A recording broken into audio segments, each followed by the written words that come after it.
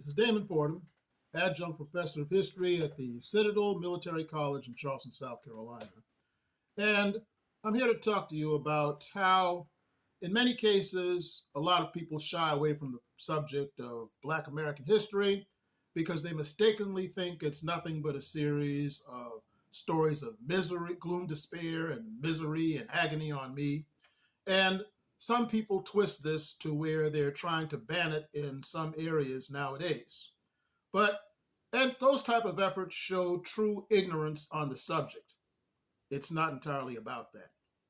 There are many stories of heroism and resistance, aside from those of Martin Luther King and Malcolm X and Harriet Tubman and other great people like that. There are some really fascinating stories. And one of them is a little known story about how 6 brave Black men in Columbia, South Carolina, in 1895 tried to stop them from making the segregation laws of the state. You see, in that year, you had the senior senator of South Carolina, Benjamin Ryan Tillman, who had massacred African Americans in Hamburg, South Carolina in 1876. And as governor in 1893, he sent a Black man named John Peterson before a lynch mob in Denmark, South Carolina. So in 1895, he called the South Carolina Constitutional Convention to make segregation and the denial of Black voting rights the laws of the state. Contrary to popular belief, the Black population did not take this lying down. They gathered together in their own convention, and they nominated 6 brave, articulate, bold African Americans who were as follows: Robert Anderson, James Wigg, Isaiah Reed, Thomas Miller, and William J. Whipper, as well as Robert Smalls.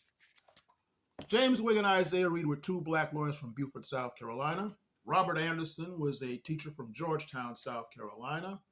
William J. Whipper was a lawyer from Beaufort who was practicing in Charleston. The great Robert Smalls was the hero who sneaked himself and his enslaved family aboard a Confederate ship called the Planter and sailed them up into freedom. And Thomas Miller was the founding president of South Carolina's major Black university, South Carolina State.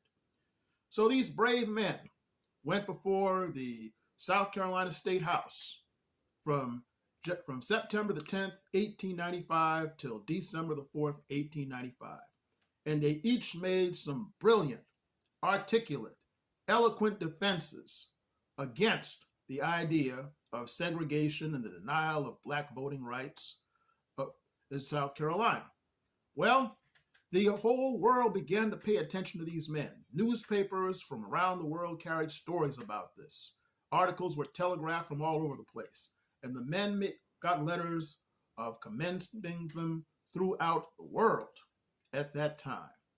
But unfortunately, Benjamin Ryan Tillman and the rest of the South Carolina House of Representatives and the convention, they marked the public sentiment of the white population of South Carolina.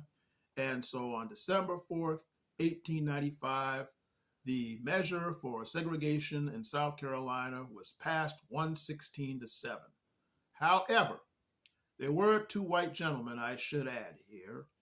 There was a gentleman from Marlborough County, as a matter of fact, as well as another one from Georgetown, J. Harleston Reed. These men tried to stop them from doing that, but unfortunately, those 2 were in the minority. So, in spite of that fact, though, the Black population of Columbia threw a celebration for these men for their brave efforts at the Masonic Temple over on Gervais Street. And a folk tale survived through the generations about this. As described in my current book, The Black Folktales of Chronicles of South Carolina, there was an African-American gentleman named Murray Holiday who told the story that was passed down about how one of the Black legislatures was getting the best of Benjamin Ryan Tillman so much that Tillman supposedly said, "Why, you black rascal, I'll swallow you alive." And the Black legislature replied, "If you do, you have more brains in your belly than you do in your head."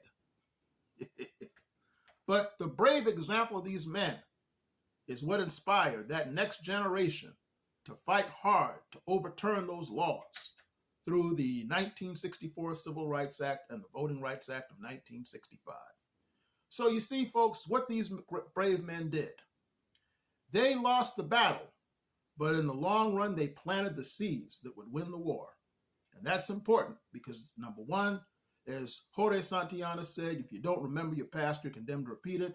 And secondly, you have to understand that people who were victorious once can be victorious again. And I hope that lesson is what you get from this. Read about it in my fourth book, The 1895 Segregation Fight in South Carolina, that's available on most of your online book selling sources. And with that said, my name is Damon Fordham.